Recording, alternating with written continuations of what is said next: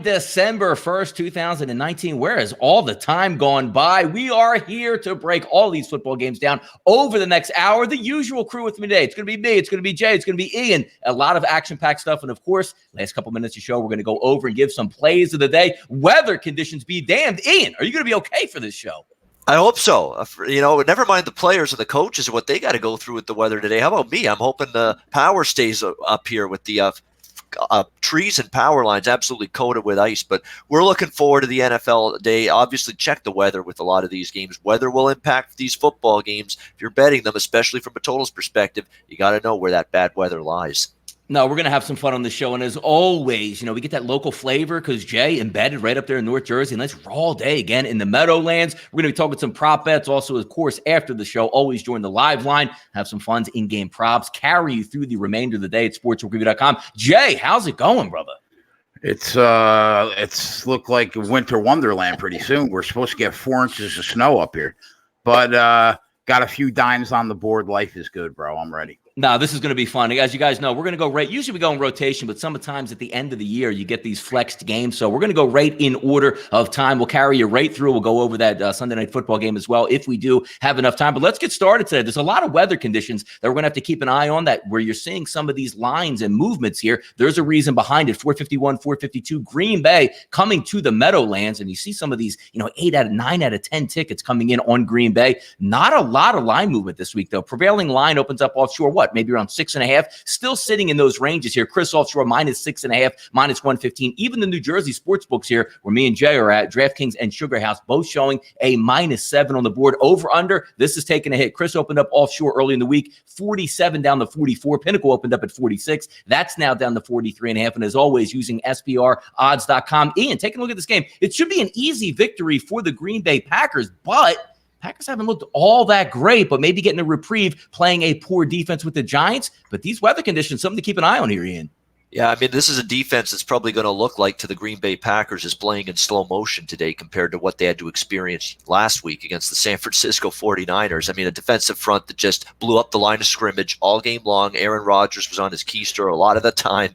Last Sunday night had no time. They shut down Aaron Jones running the football as well. It was just a tremendous defensive blanket put on Green Bay by that San Francisco team last week. Not going to be that same blanket you would think in theory with the New York Giants who, even in the second half, it took a half for Mitch Trubisky and the Bears to warm up against that Giant D last week, but when they did, the Giants couldn't get a stop, and I was worried. And thankfully for me, with getting them plus points, they got a late score to get inside the number. But this is a Giants defense that is going up now against an angry Green Bay team, an offense that I think is probably going to be able to bounce back. You do have to be concerned about two things, though. First of all, Green Bay defensively sort of fallen apart the last few weeks. Can Daniel Jones take advantage of that? And second of all, the weather issues. Fumbles, turnovers could play a part in a game where weather could play a role here. So it's a Green Bay spot. It's not a spot I have any interest going against Green Bay in. The Giants have been feisty at times, but feisty against Chicago and an inept offense and Mitch Trubisky with quarterback concerns everybody's had about him all year, and then Aaron Rodgers off a bad game. It's a big difference for Giants in terms of their ability to step up in class and hang tough. It's going to be put to the test today. Lean Green Bay, but I didn't get there with a bet. Yeah, Green Bay pass rush should have a certain effect in this football game. Keep in mind it is turf, but also, Jay, as I'm seeing here, foggy conditions, windy conditions, not really heavy windy conditions like we might see 15, 20 miles an hour in some other games here, but you're talking about rain. You're talking about sleet. You're talking about some snow as the day goes on. It looks like the worst it's going to get. I know you guys have the live line show going off. Is this something that you keep an eye on? Because maybe eyeing up something even in the second half, like looking at an under if things really deteriorate. How are you trying to approach this game with the weather? And if Green Bay can, hang one on the Giants? Yeah, I think it's a live betting spot, Donnie. Initially, you see the 6.5 and you're like, you know what? Even though they're on the road, I'm laying it, man. The Giants suck. And the Packers are 8-3, right? But then you dive a little deeper. The Packers have been outgained by an average of 70 yards a game the last 5 weeks. For an 8-3 football team that's outscored their opponents by a total of 20 points this season, I just think that record isn't exactly indicative of how dominant everybody perceives the Packers to have been. But Daniel Jones has lost 10 fumbles this year. That is the most fumbles lost by a single player in the National Football League in the last 15 years. So turnovers can come into play, and I could definitely see a spot where Green Bay gets a late cover here. I kind of lean over, man. I think that the points have dropped too many. I'm like 10 minutes from the stadium, and the wind is not crazy. I still think that they're going to be able to move the ball through the air. I don't think Aaron Rodgers is going to have an issue there. Green Bay is going to get their points. And it wouldn't shock me to see them get over the 43.5. But yeah, it's a live betting spot for me. I'll be monitoring the game. I'll be looking to hit it there. That's a good point you bring up too, Jay, because when you're looking at guys in bad weather with a slick football that fumble, Danny Dimes obviously has done that quite a bit, Daniel Jones, but also looking at the opposite side, Aaron Rodgers, known for some of the biggest hands in football. That might play into something here, but also looking at, Ian, just one quick point on this, because I know as cappers, we look and you sort of shift as the season goes on in the NFL, where the haves and the have-nots really come into play, where teams that know they're not making a playoff run maybe take things a little bit differently, because we know the Packers angling to win the NFC North, angling to make a playoff spot, and then you have some of these guys here, because again, there are some injuries that no Golden Tate's going to be in this football game, where the Giants players maybe making business decisions at this point, saying, we're not going to win, it's really cold. Does that play into it at all, where one team needs to win this game, where the other's like, hey, you know what, we'll see what happens? That's a weekly handicap in the month of March for me in the NFL, Donnie. It's finding out who's motivated, who's still trying, who's still ready to go on a week-by-week basis, and who's mailing it in. And there's going to be teams that are losing, that are still trying, that are giving you that good effort week in and week out. Then there's teams that are looking forward to next year and sort of mailing it in. And you can see, their hands on their hips, or they're walking to the line slowly after breaking the. You can tell there's just those little nuances during a game where you can see team is mentally checked in or not. The Giants fought last week, so I'm going to assume they're going to fight today, because they did battle the Bears in Chicago last week. It's a question of, are they good enough? And betting on the Giants, I should say, at home has been a futile endeavor. I mean, 2-10-1 against the spread slide in the last 13 at home for the New York Giants. They have not been covering numbers here at home, and that's a big time concern for me. And you would expect, in theory, this is Green Bay's spot. Bring your A game. You got embarrassed 37-8 by San Francisco last week, and if they bring that A game and they win by a touchdown, they probably can. Yeah, it should be an interesting one. Obviously, keeping an eye on it. And as the game moves forward, maybe you can find some insight into that game on how to bet it. Let's keep it moving here. We're going to go down to Carolina in this one. We're not going to have any weather concerns from a precipitation standpoint. Mid-60s should be nice weather for December. But you are going to get some winds approaching 15 to 20 miles an hour in this game. 453, 454. Dwayne Haskins going to get a road start here versus Kyle Allen at home. 66% of those tickets coming in on the Carolina Panthers. If we take a look across the board, you opened up at 10s, 9.5s. Now we're actually creeping above that. FanDuel out of New Jersey is still showing a -9.5, but the prevailing number across the board is 10.5. So theoretically, winning this football game by 2 touchdowns or more. I got to say, when you initially look at it, it's a shocking number to say, all right, Carolina's going to be favored by over 10 points. So it should be a runaway victory for the Carolina Panthers. And can you back them in that spot? But I keep getting back to the points where I watch Dwayne Haskins as just an inept quarterback. And if I know coming into the football game, I might get 80 yards on the ground and 180 in the air. Is that enough to back a football team, even though they're getting double digits here, Jay? The Redskins, another team that's just so bad. From a side and total perspective, I don't have any interest. Do I think that Carolina can cover this game if they come in with an effort like they had against the Green Bay Packers? Yeah, but Kyle Allen is not – he just hasn't been trustworthy. If I'm looking to bet this game, Donnie, I think that Christian McCaffrey just has a day against this defense, man. I'm like 97.5 right now is his total on the rushing yards. He's been murking 100 yards most of the year. I would be looking to dive into props in this spot, because I can't trust the Panthers enough to lay 10 in the National Football League, and I can't trust the Redskins to hang on within 10 points. So for me, I think it's a prop kind of game. No, I can agree with you there, because looking at some numbers, I would, I don't want to say like power rankings, but I think Carolina's going to be able to get into the 20s. The matter of how deep you can get into the 20s is going to be, Ryan Kerrigan's going to be down in this football game. And again, reading the tea leaves out of Washington, we're trying new guys out. That's never a great approach. But Ian, when we look at this football game, again, it's still 10.5. And even if you're looking at a total, which opened up at 40.5, 41, now down to 38.5 at some spots, that's extremely low. But I still can't get over, Ian. Like, if you need that late touchdown to get through the back door of the 10.5, if you need those late points to get over the total, I don't really necessarily want Dwayne Haskins as the guy that's going to lead me down the field, 7 plays, 70 yards in a minute and a half with 2 minutes on the clock. What's your opinion of this football game here with this line? I tried to make a case for the over because it's such a low number, but I don't know what I'm going to get out of this Washington offense. I mean, Dwayne Haskins got it going a little bit last week against the Lions, but the Lions' defense is brutal. It's bad. And there's no way Carolina's defense is that bad. And so now he's got to go on the road and do it this time in Carolina. So I've got concerns about what the Redskins are doing. Jay's on the money with McCaffrey, looking at him in some form here. Throw in the receiving yards for McCaffrey in this game as well, because the Redskins have porous linebackers. They can't cover the middle of the field. That's been an issue for them all year. And now you take out Ryan Kerrigan, arguably their best linebacker. So this is a bad linebacking core already without their best linebacker. Now you're going to cover McCaffrey in the middle of the field. I think the screen game is going to be big with McCaffrey today. He'll catch some balls, too, out of the backfield. Maybe you look not only rushing yards, he'll run it a lot, too, but receptions, receiving, and rushing yards. That prop that's available in most books where you can bet total rushing and receiving yards on a running back, I think that's definitely worth a look with Christian McCaffrey in this game. I think he's going to get a lot of chances to catch the football out of the screen game over the middle here with Kyle Allen. From a motivational perspective, does Carolina really believe they've got a puncher's chance at the postseason? They're 5-6 now.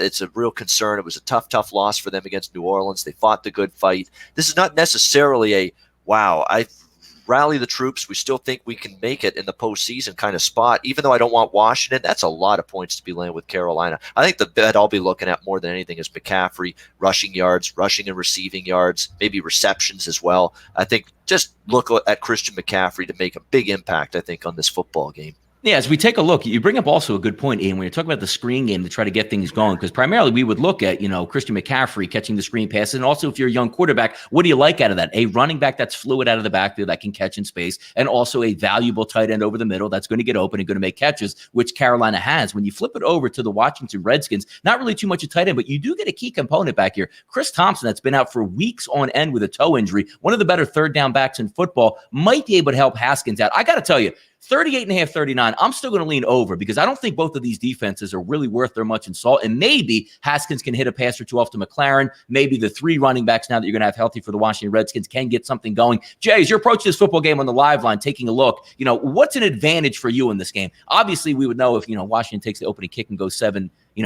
plays, 70 yards and a touchdown, we might be live on an over here. But what's something that would have your mindset in this game heading in, saying, you know what, if I'm going to take a live shot in this, here's how I would like the game to play out over the first couple minutes or maybe even the first quarter here? Yeah, well, I think like you and I talk about all the time, when it totals 38 points, a lot has to go right to hit that under. So if I see Washington moving the ball at all, like coherently, I think I would probably look to nail the over. You hope that somehow Washington gets a cheap touchdown early on a broken tackle, and then you hop on Carolina minus 3.5 or 4. Like that's basically what you're hoping for in the first quarter when you're looking to live bet games like this. But if you see Washington capable of moving the ball, I really think it's going to go over 38.5 because, like you talk about all the time, everything has to go right for pros to go under 38. Yeah, I think you're exactly right, because let's take a look, because Carolina Panthers got off to a really hot start on defense and have been leaking oil since. So if this is one game, which again, I got burned a couple weeks ago saying, well, if there's one game, Washington's going to look good against the New York Jets because they stink and they're on the road. That didn't happen. But looking at this defense here, Tennessee, 310 yards they gave up in the air. Green Bay, 225. Atlanta, 295. New Orleans, 300. But you also coupled that with, out of the last 5 games, 4 of those games easily over the 100-yard mark on the ground. If Colt McCoy's starting this football game or even Case Keenum, maybe I have a different outlook on this game, but I just can't say, you know what, Washington is going to be able to cover these 10.5 points. It's a tough game. I would lean towards the over, but obviously we don't want to spend too much time on this football game. There is a bigger game, the Fry, which we're going to talk about right now, 4:55, 4:56 in the charm city of Baltimore. San Francisco coming west coast to east coast. Going to be some rain in the forecast. The banged up 49ers. Kittle's going to play in this football game, but another couple key components are down for the 49ers. Here's the question that we have, and I'm going to start with you, Ian. Do we look at this and be like, whoa, 5.5, 6 points? That's a lot for the San Francisco 49ers. Or do you have that say, like, look, man, been watching these Baltimore Ravens. I ain't getting in front of them unless I'm getting like 14 points, Ian. Yeah, this is, it's okay when it's a big game like this to say, you know what, I'd rather watch the game than bet it. And that's exactly how I feel about this football game. Like, I'm not stepping in front of Baltimore at any price, and you're going to give me almost a touchdown with the team with the best record in the NFL and a great coach in Kyle Shanahan. I don't want to bet against them either, getting almost a touchdown in this kind of price range. It's going to be a phenomenal football game.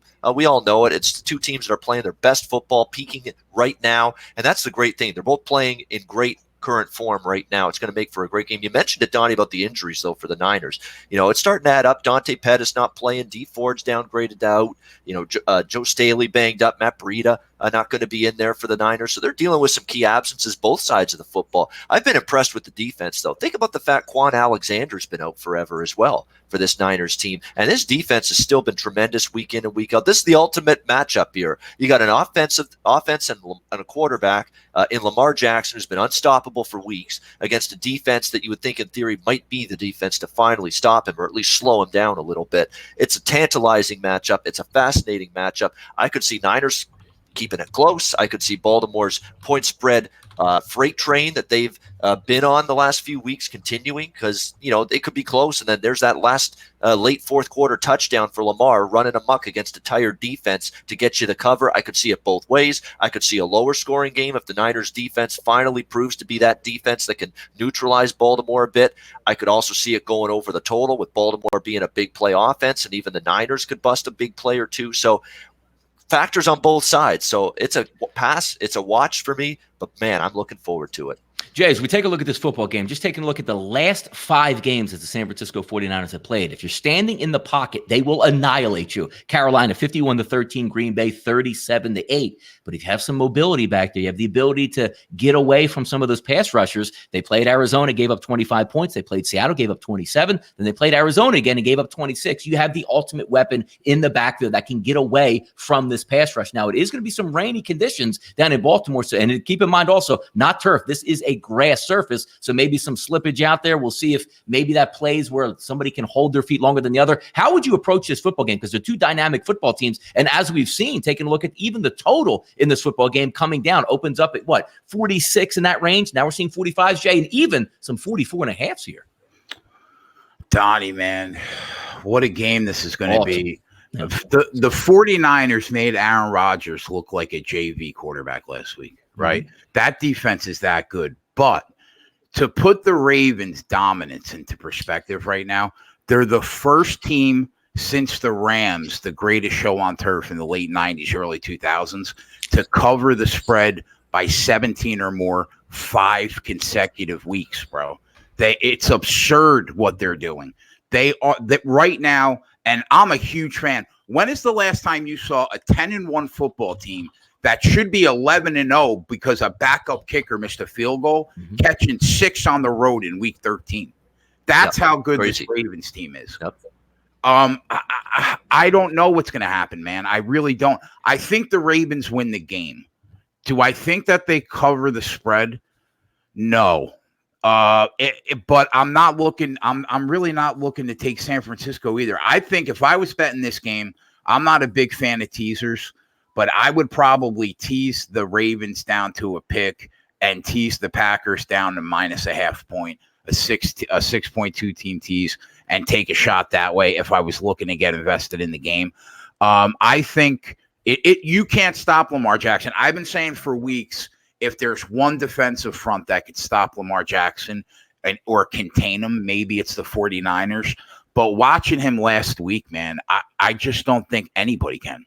I think he's going over 68 rushing yards today. I think that Jimmy Garoppolo, do we know, is Emmanuel Sanders playing? Because I don't see any props on him. Yeah, I believe he is playing here. Let me just bring up the official inactive. I don't see him on there. Yeah. Yep. I think George Kittle, Jimmy Garoppolo under pressure relies on George Kittle a lot. So I'd be looking for George Kittle over receiving yards. And I think Lamar Jackson is going to smash 68.5 rushing yards because, like you said, if he stays in the pocket, the Ravens are going to be in trouble because that's how good the 49ers defense is. If he gets out in space, he's going to toast anybody. So I will be on over 68.5 rushing yards. And I don't know. I don't know about the total, Donnie. I think it's lined right. I don't really see an edge either way, over or under. Yeah, you know what's funny? You know because what a prop I like actually in Yep. this game? Sure. I think Lamar Jackson, he may have a great game running it, and he might make some throws. I think he's throwing a pick today against the San Francisco defense. I really am, because they actually lost their center, Matt Sakura. This Baltimore team. So that's a concern. Like, this is one of the better defensive fronts that you're going to be facing in weeks. And I think with a down the starting center, there's a couple of little issues along that O-line too. Baltimore's masked them so far because they face teams with weaker pass rushes, weaker front sevens. That's not the case today. Lamar Jackson throws an INT. I like that prop.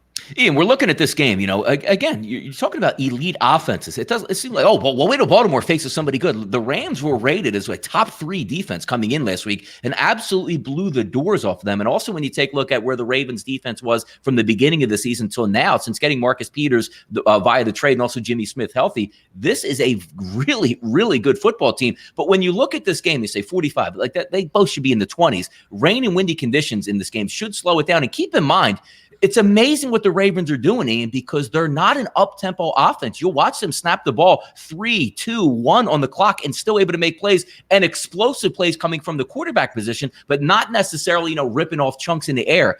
Is it the rain coming in going to be a factor in this decision? If you said, if I had a free play, which way would you lean on the total here? Baltimore, I'm not betting under, not with the explosive big play ability they've shown, but this is going to be a much sterner defense. There are weather concerns, although, again, stress this with totals in the NFL outdoors. Wind bothers me way more when it comes to overs than rain or snow. You can still get away with a lot of higher scoring games and precipitation. It's the wind that really bothers you because it just totally affects the passing game. It turns you into a run-heavy offense, even if you don't want it to be. So I would still lean over the total in this game. I checked just now that Lamar Jackson INT prop. It's even money. It's plus 100. I love that price. I think he'll throw a pick today because I think he's finally going to get harassed for something that's not there. I could see Lamar throwing an INT plus 100. Sign me up on that one. Did you bet this game, Donnie?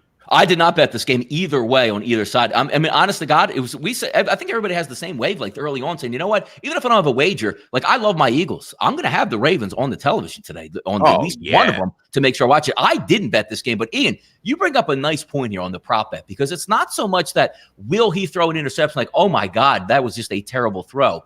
You're talking about weather conditions where the ball might slip out of hand, but also, more importantly, how many times in the rain did you see that ball over the middle? There you go. Exactly. And so, pretty good point there. Jay, if you're watching this, obviously live line, this is going to be one of those games you're going to be focused in on. What is the keys to the game that you want to see in this? Like, let's just say if you're looking for a total early on, do you want to see them moving up and down the field? Or if you say, you know what, I'm watching this game, the rain is crazy, there's no way that they're going to be going, off kilter, sewing 30, 40-yard chunk plays in here. What do you want to see on the live line if it may be nibble on this football game? I'm going to be really leery of taking an under unless the weather is visibly kicking their ass, because the big playability of that Ravens offense is unbelievable. Everybody forgets how Hollywood Brown is having an incredible rookie year, bro. I think that I'm gonna hope that San Francisco gets on the board early, because I really think the Baltimore Ravens are going to win this game. I might have leaned the other way if San Francisco was home, but what I've seen the last 4 weeks from Baltimore, I haven't felt a way about a team like that in a few years, man.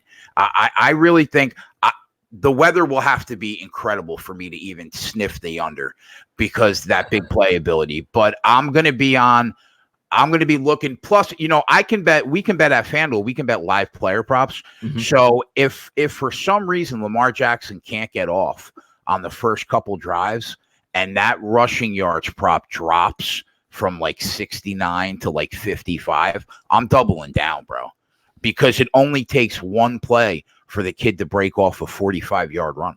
And you're right. And keep in mind, late in this football game, as we like to talk about the military academies in college football, there's no such thing as running out the clock for the Ravens, because that is their offense, and that's what they specialize in. So also, if you might get some better weather conditions, Jay, in the second half than you do in the first half, that might be advantageous as well. It's supposed to be rainy at the start and maybe clearing out later. So maybe that second half could be a decent action. Let's get through some of these other games here. 457, 458, Tennessee and Indianapolis. What's to like about Indianapolis? Everything that's coming up on the actual injury report sports is going against them. You're getting a hot offense in the Tennessee Titans coming to town, but let's not forget, Indianapolis is a really good football team at home, and Indianapolis owns the Tennessee Titans. Now, you can't say, hey, 3 years ago, they beat them up really good. There's a lot of changing parts in this game. Obviously, no Andrew Luck, and half the football team that you need to be active on offense is not going to be there. T.Y. Hilton's down. Paris Campbell is down in this game. Eric Ebron is down in this game. Marlon Mack is down in this game, and that's why we have that line switch over. We took a look at the odds to open up the week. -3 is -3.5 in favor of the Indianapolis Colts. That's completely changed to the Tennessee Titans as a -1. If we're just saying Frank Reich's a great football coach, they win at home, that's great, but you have to perform on offense. You're going to have to play a perfect football game for the Colts, to me, in order to beat the Titans in this game. Ian, I'm going to start with you first. Do you, A, agree with the line movement, and B, is there a pathway to victory for the Colts just by saying they got a great coaching staff? Yeah, you know what? I was really liking the Colts early in this week. Off a bye. I love Frank Reich off a bye. I always have. He's got his team ready to go, good game plan in place. But there are injury concerns, and Tennessee's feeling good and playing good. Tennessee, you look at them, 4-1 straight up, 4-1 against the spread, the Titans, their last 5 games. 5-0 over the total streak, Tennessee, in their last 5 games. And that's not by coincidence. That's not fluke. That's Ryan Tannehill finally giving this team a downfield passing threat, which Marcus Mariota could not give them. They've got that now. And, of course, Derrick Henry, and it's opened up Derrick Henry running the football because now teams got to defensively, they've got to fear the pass a little bit now against Tannehill and the Titans.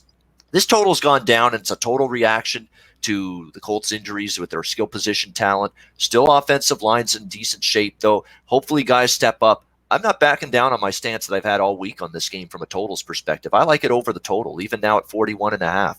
5-0 to the over. Tennessee, their last 5 games, have cashed an easy one with Jacksonville. I gave it out on this show last Sunday, Tennessee, Jacksonville over. This is a team that's trending a little more toward an over team at low numbers. Very similar totals range as we had last week. They can run it. They can throw it now with Tannehill. I think Brissett's still capable. I know he's down a couple big weapons, but this is your chance for your Chester Rogers to step up and some other guys in that receiving core for the Colts, and other guys at running back to get the job done. And again, I still like that offensive line. And Tennessee's defense has shown some cracks in it just a little bit the last couple weeks. Again, talking now 41.5. It's the kind of game where both teams get to 21 points. You cash your ticket. Indoors, weather won't be an issue at Lucas Oil Stadium. Yeah, there's some banged up guys for skill position players in the Colts, but not enough to get me off this over. One of my favorite plays today. Tennessee Indy over 41.5. There are some numbers that back that up. Jay, I'm going to go to you here because when we take a look at the last couple of games, which is prohibitive to what the Tennessee offense, it's actually helping the Tennessee offense. 326 they gave up in the air to the Chargers, 106 and 283 to Tampa Bay combined. Carolina, 156 on the ground, 214 in the air. Kansas City, 97 on the ground, 433 in the air. And Jacksonville seems to struggle on offense, 117 on the ground and 252 in the air. Is that enough for us to say, you know what, I'm going to trust in Frank Reich? Because I brought this up on a couple shows earlier this week, Jay. When you're dealing with Indianapolis and you're dealing with totals in the over, yes, they might slow it down, but they're one of the most proactive teams with analytics. So if you get the ball at midfield at 4th and 2, if they get it, awesome. If they don't get it, awesome. The other team gets the ball at the 50. Right. Looking at this game, it is a low total. There's not a lot of weapons for Indianapolis, but I do think Tannehill and that team can put up some points, at least be in the 20s, and I think Indianapolis will be game at home. I like Ian's look on the over. How are you looking at this game? I completely agree. Probably my favorite total of the week, actually. I think that I'm not a Tennessee Titans fan. I don't like this team, but the last 5 weeks, they've probably played better than they have the last couple years. Even that 9-7 year last year, I still think this stretch of 5 games with Ryan Tannehill has been the best they've looked. His passing yards is 220. I like the over. I think because of that passing game, it's opened it up for Derrick Henry. His rushing yards, 78.5. I like that over.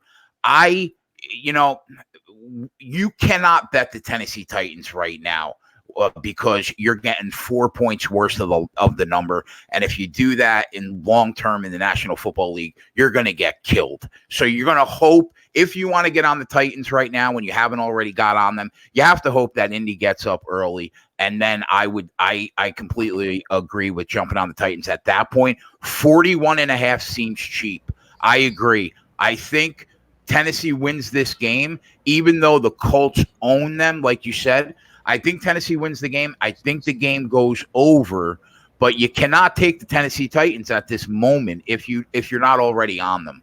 So I think that the Colts contribute enough to fly over this total. I agree with you there. And also, if you're looking for a total, what do you want to have happen? You want Tennessee to open up quick. You want Tennessee to be up at the half, because if you get one of those games where it's 10-7 in the third quarter with the Colts with the lead, they might take some of the air out of the football, ground and pound. Let's see what happens at the end of the game. So if you do like a total, certainly would want to jump on that. Thing, have Tennessee. Donnie, go ahead, Ian. Sure. About this game. Yeah. Frank Reich, you talk about extra time to prepare. There's not a full bye week because he played Thursday night last week, but it's a little extra time to prepare. The previous time they had extra time to prepare Frank Reich, and we know he's a good offensive mind. Donnie can speak to that, his time with the Eagles, what he did when he was on that coaching staff.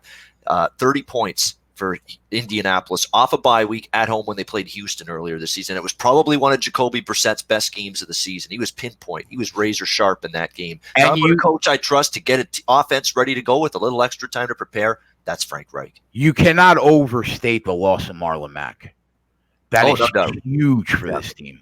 He's explosive plays. That's what you want. Some chunk plays. They're gonna have to be really creative because, again, you're down Eric Ebert. You're down a lot of weapons. So the creativity for Frank Reich, if you're going to have a team that's going to be struggling with offensive output, not a bad coach to have in Frank Reich to try to scheme some of those plays up. But it's certainly a fun game. I am leaning towards Tennessee in this game, also leaning towards the over. We'll get down to Philadelphia and Miami, 459, 460. Line opens up around 7.5 to 9. Quickly has risen all week long. Now 10.5 showing on the board. The Eagles, this is as healthy as the Eagles are going to be. Outside of Jordan Howard, you're going to get Alshon Jeffrey back. Nelson Aguilar's back in this football game. Zach Ertz actually suiting up despite a hamstring injury. Dallas Goedert will be there. Miles Sanders will get the ball. Carson Wentz at quarterback, and the healthy offensive line completely intact against a woeful Miami team. Literally the worst offense in the NFL combined with the worst defense. The Eagles should be able to get healthy in this game, but getting healthy and winning by more than double digits on the road when you might get a little Fitzpatrick magic late in a football game. Jay, I'm going to start with you first here. The Eagles should win this football game and should win by margin, but you're on the road here, and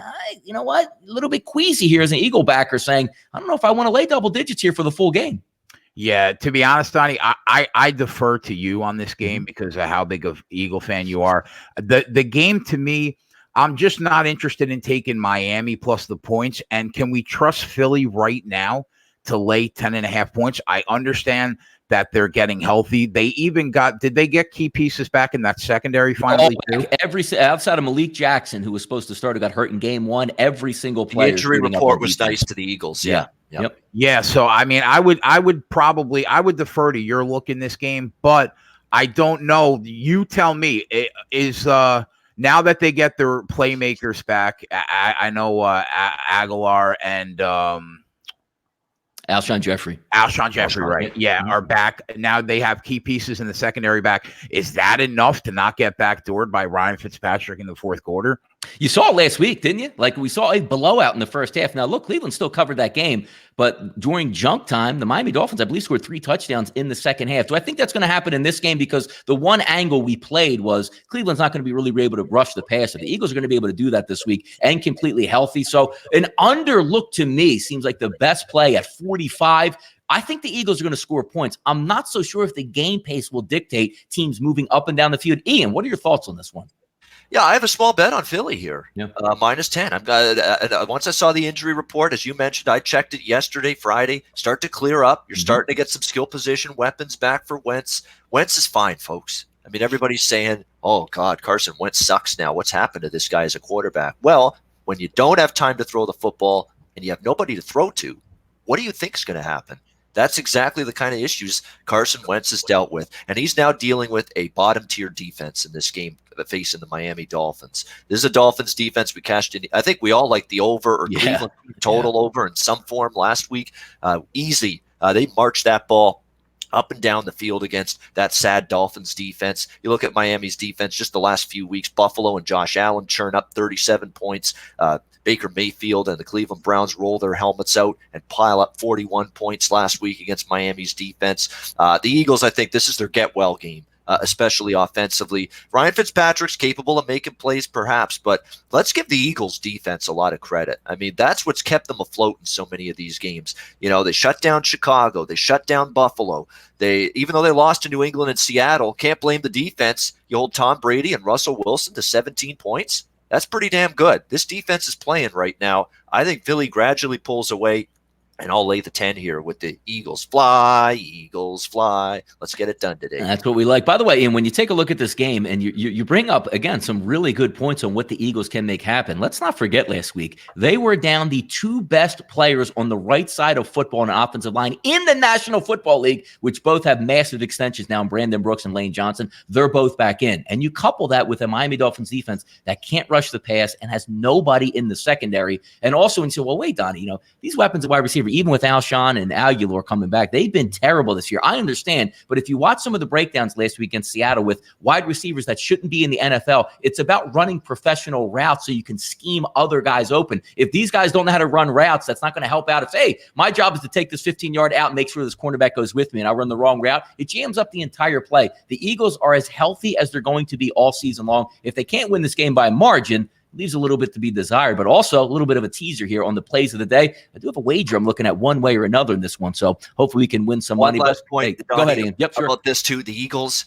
people always wonder, you're losing a couple in a row. It's a team that had great aspirations before the season. Now you're 5-6. Is that team still going to fight the good fight? Nothing preps you up and gets you ready to go than seeing the Dallas Cowboys get beaten up on Thanksgiving, knowing the division is still right there for the taking for the Eagles. They know there's still a lot of football ahead of them, a lot of that they can achieve this season, and I expect them to show it today.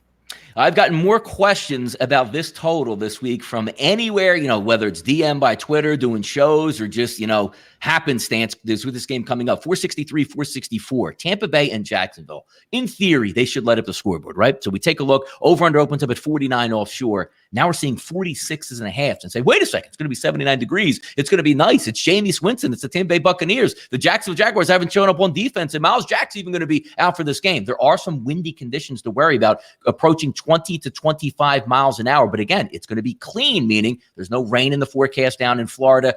I still think this gets over the total. Now, looking from a side perspective, I haven't really liked what Jackson was coming out. I saw somebody tweet last week like, we need to go back to Gardner Minshew, without realizing that the Jacksonville defense has been detonated and basically giving up over the past month of football. That certainly comes into play. But do we now say, hey, playing that favorite spot here for the Tampa Bay Buccaneers, going on the road in state, is that enough to carry, winning by, 4 points, 7 points? Because the line right now currently across the board is showing it -3 when the Jaguars actually opened as a favorite. Jay, number one, do you agree with this line movement? And how do we approach this football game from a total perspective, knowing that there are going to be some windy conditions? And is that enough to get over the 50? Just because, hey, you know what? Jameis Winston's out there with Mike Evans and Godwin. They'll do it. Well, I mean, quickly on the line move, it moved 6 points. Jacksonville opens -3, Tampa now -3. Yep. This has happened 3 times this year where the book is just off on these Tampa Bay Buck lines. I'll tell you right now, they're 2 4-7 football teams. Who do I give the edge to?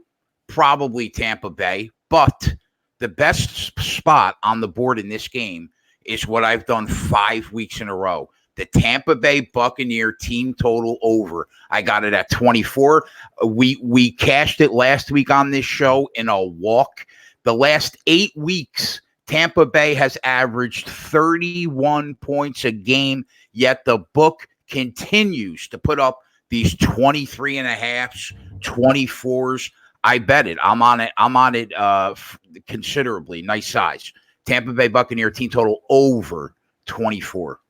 Ian, we're looking at Jameis Winston. We're looking at Jameis Winston as a favorite. We're looking at Jameis Winston as a favorite on the road. Trust her. Are you going to say, God damn it, the ball slipped out of his hand again, going the other way? What is that, Ian? What are we thinking here? First of all, there's nothing that can get me to the Jacksonville side here. Nothing whatsoever. That's a 4-7 team that repeatedly look at the recent results for Jacksonville. Repeatedly, the last few weeks, division games, Houston, you quit. Indianapolis, you quit. Tennessee, you quit.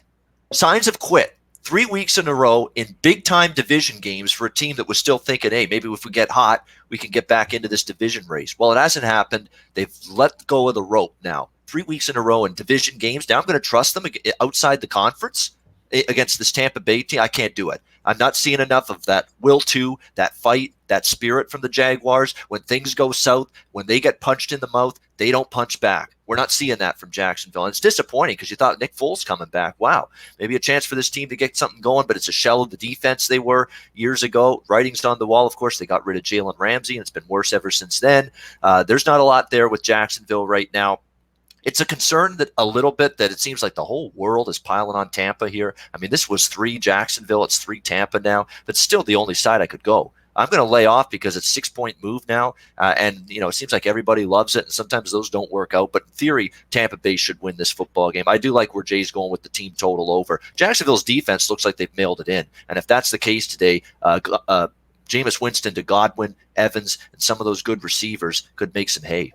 Yeah, you got some decent wide receivers for the Jacksonville Jaguars, but also keep in mind this whole mantra of we got to feed Leonard Fournette. It's probably the team that you don't really want to feed Leonard Fournette because you can attack the secondary. So sometimes styles make fights and game plans make totals, even though those totals going down due to some windy weather conditions. And I always say, the 47-yard field goal is no longer there. I just think on both of these sides on defense, they're so suspect where you can really get after them. I think we should be able to get some points and factor in. And again, let's just always lean on if you're going to have a tombstone, it should be, at least I always took the over in Tampa Bay, because betting unders in Tampa Bay is probably going to end a quick life for you somewhere in your early 40s, Ian, which for me, that wouldn't be a good sign so far. But, not a great game, huge line movement, something we could talk about. We got to speed up the pace a little bit. 465, 466. Don't have to spend too much time on this game. I mean, hey, the Red Rockets back for Cincinnati. Will that make a difference? We thought maybe an appearance by A.J. Green since Dalton was going to come back. That's not going to be the case. How about the Jets rolling the dice and coming up 34-34-34? Can they do it again? Possibly against a really inferior defense with Cincinnati, but it's also one of those things where you're saying the Jets now laying the points, -3 on the road. If you got in early before the news, sitting on 39 and 39 as halves as a total, they're now creeping up. We got 43s on the board, so a nice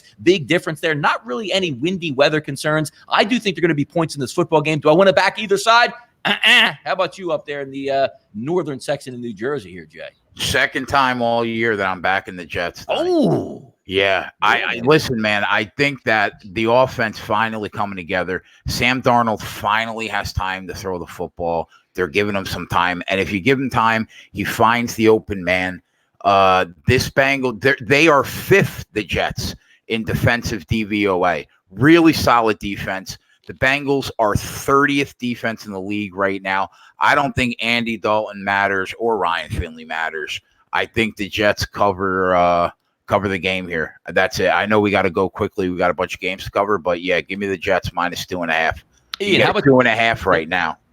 No, yeah, like if you can get the 2.5 out there, those are teams playing for something and not Cincinnati's game plan of let's just check out Ryan Finley for a couple weeks and say, hey, we're going to go back to Andy Dalton. It is ridiculous. Coming into this game, the Jets getting a little bit of good vibes in Cincinnati. I don't know what they're hoping they can revive with Dalton, because their only job for the rest of the year is not winning a football game. So you can get a player that might be able to help you in the future. Looking at cheap line for you, Ian, with the Jets, you say, you know what, I can't trust the Jets in a favored role, especially on the road.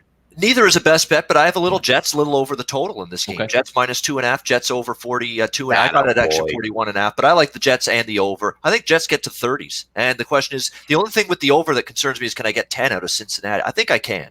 At least with Dalton back a little bit, they'll be able to do a couple of things offensively. And the Jets, Jets defensively, it'll look like they played great last week and they played good. Oakland quit. I mean, Oakland laid down in the second half. They pulled Derek Carr. That game was over. So Cincinnati, I think, will put up some points. Jets will take care of the rest. I like their offense. Give me the Jets. Give me over the total in that game. I agree with you. I agree with you on both sides there. 471, 472. Helmet Gate in Pittsburgh, 1 o'clock. This should be a fun game to watch. Looks like the weather is going to be clearing out. No real windy issues, 5 to 6 miles an hour, and temperatures in the 50s in Pittsburgh. This is going to come down to, are we going to keep our cool? And which team is actually going to be more prepared? You see the hoodies, free Pouncey. You see the head football coach going out to the movies wearing Pittsburgh started it T-shirts, and the two divas with Jarvis Landry and Odell Beckham Jr. probably caring more about their pregame routine and outfits than actually the actual game itself. But if we take a look at the lines here, opened up as -1 as a favorite for Cleveland. That stayed there, even reaching as high as 2s and 2.5s. But it looks like that's going to settle around 1.5 the total at 40 across the board. Obviously, Myles Garrett's not going to be in this game. Pouncey not going to be in this game at center. You're down James Conner. You're down Juju Smith-Schuster. But that defense is really good for Pittsburgh. Ian, how about this one? Fascinating game. Obviously, we know what happened the last time, helmet swinging incident. Things got ugly, suspension stemming from that. And obviously, Cleveland, I like the over last week in their game. I don't think I love it this week, though. You're looking at Devlin Hodges at quarterback. I know he came in and threw that one big touchdown pass against Cincinnati, but really other than that, still struggles for him moving that ball against the Bengals of all teams last week. Not much better than Mason Rudolph. That's still an offense that's got issues. I mean, down some skill position weapons. Pittsburgh's become a defensive-minded, under-the-total machine in recent weeks. The Steeler-Bengal game was an easy under, and I think, Jay, you had that last week, an easy one there with that one under the total. Again, but we're dealing with a total in the high 30s. Lots of people love Cleveland. People are buying into Cleveland's turned their season around now with these last few wins that they've had. I don't want to lay points with Cleveland on the road. I get they're playing their best football, better football now. I'm not laying points on the road with Cleveland in a revenge spot. And this is not just your average revenge spot. There's hate. There's big-time emotions stemming from that last game. So I would lean ever so slightly to the Steelers side, but that's a game I'm staying away from. It's going to be fun to watch. I mean, it really is. Jay, if you're taking a look at this football game, he's saying, you know what, Baker Mayfield's got the better weapons, and he should be able to move the football. Maybe Pittsburgh can't. Not a great Cleveland defense. And keep in mind, Cleveland down their top 4 safeties heading into this football game, and also their best pass rusher. Is there a pathway to victory here for the Steelers at home? Or you say, you know what, Cleveland's playing better football, and I trust them more than what I'm going to get out of the Steelers. I wanted to ask you this question all week, Donnie. This line is a historical outlier. So the question is, does it deserve to be the first time since 1990 that the Steelers have been an underdog at home to the Cleveland Browns? Like, that's my question to you. Because if it does, then the play is Cleveland. If it doesn't, then the play is Pittsburgh. It's an interesting topic because you're trying to factor in. You say, Pittsburgh's down to the third string quarterback.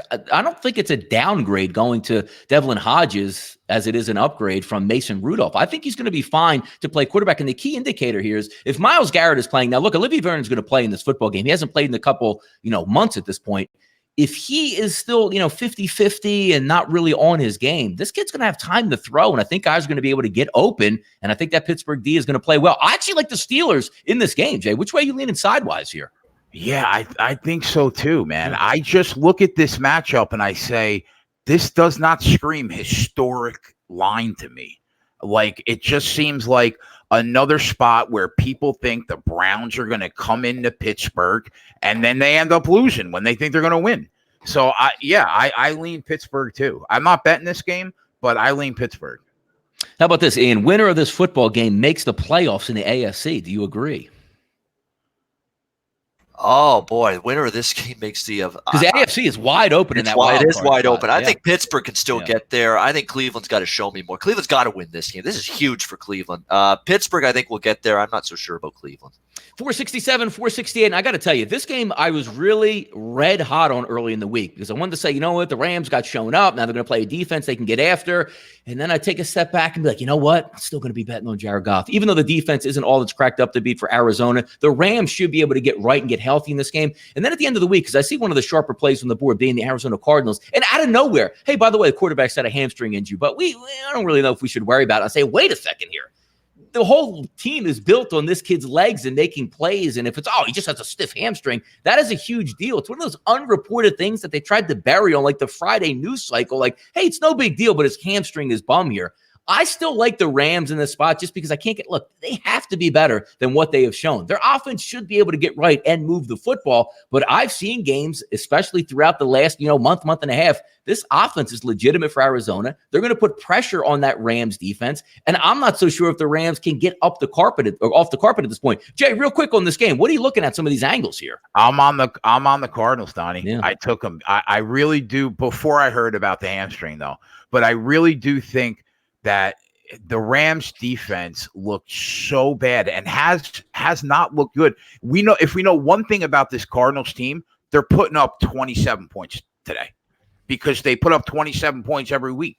26 against the Niners, 26 against the Niners, 27 against the Bucs. So Jared Goff has looked so bad, man. I don't know if it was McVay's system that made him look so good last year or his talent. He cannot throw the ball under pressure. He's scared in that pocket when people are coming. And he looked so bad, man, last week. And that defense looked bad. And that defense has not looked great, even though the analytics say that they're really solid. The eye test tells me they've looked average. I think that at the end of the day, I think the Cardinals stay within 3. Yeah, Ian, looking at this football game, because you're right. When you look at Jared Goff, he has so many weapons around him. But you know, used to really help him out having the single best player in football, Todd Gurley, who's no longer the single best player in football. And I'm not even sure if he's a top 50 football player. Do we trust Jared Goff on the road? Easier defense, nice conditions, or is it one of those things saying, I've seen it, and until I see 22 for 27 for 350 and 3 scores, I ain't backing the Rams. Yeah, you know what? I cannot back the Rams. It'll be Arizona or pass, believe it or not. It's a short week. I know Jared Goff on the road has struggled, and especially against good defenses. I'm not sure how good Arizona's defense is, but it's still on the road, and I'm worried about this guy's regression in terms of throwing the football. And on the flip side, other than Aaron Donald, who's getting a pass rush right now for the Rams? It seems like teams are double-teaming Donald. Let's take him out, and let's dare someone else to get to the quarterback. And nobody is right now for the Rams. So Kyler Murray might be able to have those abilities to find receivers down the field. I lean a little to the over, but I maybe Arizona team total over is the best way to go in this game potentially, because I do think they could score on the Rams, and I'm not sure what Goff's going to do. I really don't. His confidence is at an all-time low right now. And we were praising McVay last year for propping him up, getting everything you could out of him, and now he's going to have to find a way to get him going again, because his confidence is waning in a very real and scary way right now. Real quick on this one too, Jay, because when you take a look at some of these live wagers that you like to put in, maybe get a little bit of crack at Kyler Murray to see if he's actually 100%, and that was just a whole hubbub about nothing with his hamstring, or is this one game that you say, you know what, I still like the Cardinals in this game, and I'm going to take them regardless of the hamstring news? Well, I'm already on the Cardinals +3, right? So yeah, I'll definitely be looking at Kyler Murray props live, because if his legs are good, he's going to be all over that field, man. He looks like a miniature version of Russell Wilson. He's incredibly accurate. And right now, they have the 8th best offense in the National Football League. That kid's playing really well. 2 games to go. We'll speed these games up, and then we'll give out some best bets at the end of the show. We do want to thank you for tuning in. 461, 462. Weather concerns in this game. Cold and windy, 35-mile-an-hour gusts. Which, hey, if you're Patrick Mahomes in that high-flying aerial attack, maybe you get put a little bit down. Your running back's a little bit injured for Kansas City, but also keep in mind, Oakland, what do they want to do? They want to run the ball with Jacobs. I think it's too many points. 11.5 I'm showing at Pinnacle. I think it's too much. And how about this line total movement here, guys? 54.5 at Pinnacle, now sitting at 48.5, and I completely agree. The pathway to victory for the Oakland Raiders is not throwing the football all over the place. It's short, quick passes. It's handing the football off, letting that time bleed, and maybe putting a little bit of pressure on Kansas City. Do I think Oakland's going to win? No, I don't think they're going to win. I just think it's too many points. Jay, how about it? Completely agree. Quickly, 100% agree. I think they could stay within the points. I think that offense will run through Josh Jacobs today, over his carries prop, maybe over his yards prop. And on the flip side, if you're going to bet something, Kansas City, I think because of the wind and the weather, Travis Kelce over 69.5 yards in that middle passing game looks solid to me. Ian, ass kicking or upset in this one? Which way are you looking? It's going to be a clean sweep here. I like Oakland. I think that's one of my favorite sides today. No question about that. Plus 11. Yep. You look at the Chiefs' run defense, giving up nearly 150 rush yards per game. Terrible numbers there. Nearly 5 yards per carry. More than that, 5.1 yards per carry. Have fun, Josh Jacobs, today. He should. For the Oakland Raiders. He should have a lot of fun running that football today. And it's funny how this is handicapping 101 in the NFL. People just, this team sucks because of one bad game. And yes, Oakland had a bad game, a really bad game last week against the New York Jets, one of their worst games this year. But look what they did prior to that. Does that all of a sudden make them a bad team? They've been competitive in every other game. Beat Cincy, beat the Chargers, beat Detroit, lost by 3 to Houston, beat Chicago, beat Indianapolis early in the season. This has been a team that's been in a lot of football games, and you're giving them 11 points. And I read the quotes from the Raider players. They're not happy about the way they played last week. And they remember a bad second quarter sinking them in the first meeting this season against the Chiefs, where they really didn't play that bad. You take the second quarter out of that first meeting, Oakland KC. Oakland didn't play that bad in the first, third, and fourth quarter. Mahomes caught fire in the second, and the second quarter was a disaster. Outside of that, they played KC tough. I think they play KC tough again. Too many points. Give me the 11 with the Raiders. Yep, windy conditions. Tyreek Hill is going to play in this football game, but keep in mind, we're looking in the 30s. Hamstring injury, not the greatest thing. And hey, how many quarterbacks? I know Patrick Mahomes has an unbelievable arm, but good luck trying to connect on a 55-yard pass with 35-mile-an-hour swirling conditions. So hopefully that keeps it down if you're an underbacker in this one. Real quick, 469, 470. Chargers and the Denver Broncos. Locke is going to start at quarterback. I don't know if you make a ton of money starting rookies in their first look in the NFL. And how about the Chargers defense here getting healthy? Obviously, everybody back on the front line to rush the pass, but also getting some key safety help back. Derwin James going to be active for this football game. And look, I'm not into taking teams with rookie quarterbacks who have never taken a snap in this game. I still lean. I do have a nice play on this game, which I'm going to give out in a couple minutes here on a first half. But Ian, looking at this game, I'll start with you first. Chargers, Broncos. Can we back the Broncos? The Broncos looked horrible last week. Now we go to a rookie quarterback. Are we supposed to all of a sudden get offense out of the Broncos? You know what? You got to lay a price on this one, but Drew Lock to throw an INT minus 190. Derwin James is just waiting there for him in his first start. In fact, total interceptions for the game, that's got to be out there somewhere. It'd probably be 1.5. I'd go over because we know Phillip Rivers is good for a bad throw and with his dead arm. Let's be honest. He looks like he's got a dead arm right now at this stage of his career. He's completely inept. He's got no zip on his passes, no velocity on anything anymore. I'm passing on the game. I'm not laying points on the road with Rivers and the Chargers, and I don't trust Denver and Locke's first start. Denver looks like they're mailing it in a little bit. You talk about teams that are still fighting the good fight. I'm not seeing that out of Denver. They got beaten down by Buffalo last Sunday. So I'm passing on the side, passing on the total. I like Locke to throw an INT, and even more than that, I like total interceptions in the game over. Rivers and Locke combined in this game, that could be a pick machine today. Jay, looking at this game, Von Miller, 50-50 for him to go. I don't think he's on the inactive report, but still banged up nonetheless. You're not getting a lot of weather concerns here. Mid-30s in Denver, about right, and only about 3 to 4 mile-an-hour winds, so maybe long field goal props might come into play in this football game. How are you going to approach this one, Jay? Yeah, I think both of you set the game up perfectly. Drew Lock looked like a shit show in the preseason, man. So I think that he throws an interception. I like that. I also like Denver's team total under in the first half. I think the kid comes out and looks terrible in the first half. And the Chargers, I guess, are the only way you can look. But Phillip Rivers has looked so bad. It's really hard to lay anything with him right now. So I would be looking at props. Team total under in the first half for Denver. All right, we got a couple minutes here. Why don't we go over our best plays of the week? I usually like to give out two. They've been pretty successful for everybody on the panel that's been coming on, so hopefully we can win some more money today. I got two games today. I'm going with the Philadelphia Eagles first half at battle line -6 to be up 10. I can easily see the first half 17-7, even worst case scenario 17-10 if the Dolphins are able to score. The Eagles should be able to name their number on offense. Do I want them by double digits for the game? No, but I think we're going to get an honest effort in the first half. Eagles by 7. And my second game, the game we just reviewed here, if you have a rookie quarterback, you're going to keep it real calm in the first half, and I think the Chargers are going to get the upper leg. I have the Chargers being up at the half by a field goal or more, so I'll lay the Chargers -2.5 in the first half over the Denver Broncos. Ian, let's go with you here now. All right, best bets. We're going to go 3-0 I was last week. Let's do it again. Baby. Let's go. We got Oakland +11, best bet. We got Tennessee, Indianapolis, over 41.5, best bet. And let's go Jets, Cincinnati, over 42.5. Two totals, one side. Let's go for 3-0. Jay, set this up before you get to the live line, boss. What do you got here for us? Give me Kareem Hunt over 3.5 receptions. Tampa Bay Buccaneers team total over 24. There you go. 1 o'clock games are on us. Another show in the books. Close to 500 people watching live. We always want to thank you guys for doing that here at sportsbookreview.com. Without you guys, there are no shows here. For Ian, for Jay, for myself, tune in next week. We'll get it going again at 12 p.m. Eastern time for everybody on the panel. Good luck with your wagers. And tune in next week. And also, coming up, the live line live with Jay and the boys. Don't miss out anymore, folks. Have a good week. Good luck, everybody. Later.